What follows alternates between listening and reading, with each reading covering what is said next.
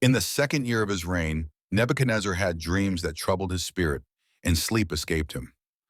So the king gave orders to summon the magicians, enchanters, sorcerers, and astrologers to explain his dreams. When they came and stood before the king, he said to them, "I have had a dream, and my spirit is anxious to understand it." Then the astrologers answered the king in Aramaic, "O king, may you live forever. Tell your servants the dream, and we will give the interpretation." The king replied to the astrologers, "My word is final. If you do not tell me the dream and its interpretation, you will be cut into pieces and your houses will be reduced to rubble." When Arioch, the commander of the king's guard, went out to execute the wise men of Babylon, Daniel responded with discretion and tact. "Why is the decree from the king so harsh?" Then Arioch explained the situation to Daniel. So Daniel went in and asked the king to give him some time so that he could give him the interpretation.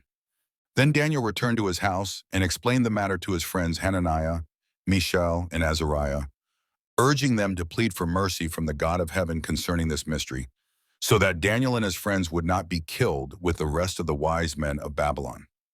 During the night, the mystery was revealed to Daniel in a vision, and he blessed the God of heaven and declared, "Blessed be the name of God forever and ever, for wisdom and power belong to him. He changes the times and seasons. He removes kings and establishes them. He gives wisdom to the wise and knowledge to the discerning. He reveals the deep and hidden things. He knows what lies in darkness, and light dwells with him. To you, O God of my fathers, I give thanks and praise, because you have given me wisdom and power. And now you have made known to me what we have requested, for you have made known to us the dream of the king." Therefore Daniel went to Arioch, whom the king had appointed to destroy the wise men of Babylon, and said to him, "Do not execute the wise men of Babylon. Bring me before the king, and I will give him the interpretation." Arioch hastily brought Daniel before the king and said to him, "I have found a man among the exiles from Judah who will tell the king the interpretation." The king responded to Daniel, whose name was Belteshazzar, "Are you able to tell me what I saw in the dream, as well as its interpretation?"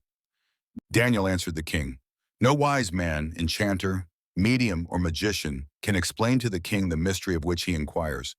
But there is a God in heaven who reveals mysteries, and he has made known to King Nebuchadnezzar what will happen in the latter days. Your dream and the visions that came into your mind as you lay on your bed were these.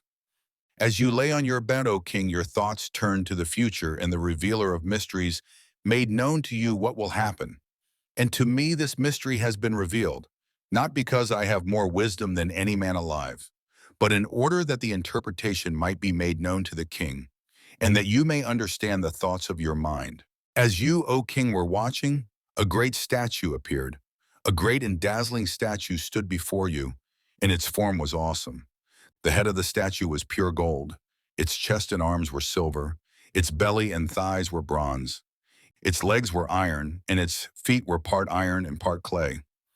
As you watched, a stone was cut out, but not by human hands. It struck the statue on its feet of iron and clay and crushed them.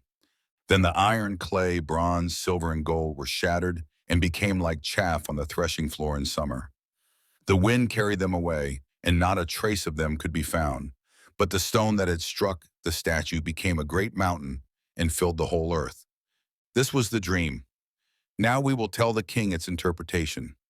You, O king, are the King of kings, to whom the God of heaven has given sovereignty, power, strength, and glory.